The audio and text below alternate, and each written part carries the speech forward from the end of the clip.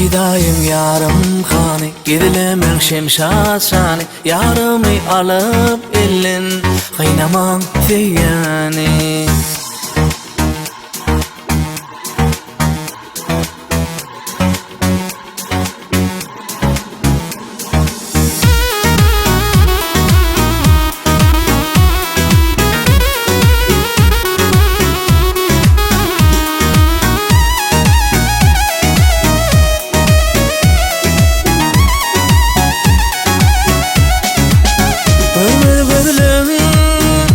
Şemşadım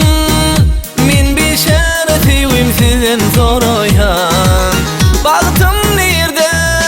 aydayın yarım hani gidilemen şemşat şani yarımı alıp gelin kıynaman siyani aydayın yarım hani gidilemen şemşat şani yarımı alıp gelin kıynaman siyani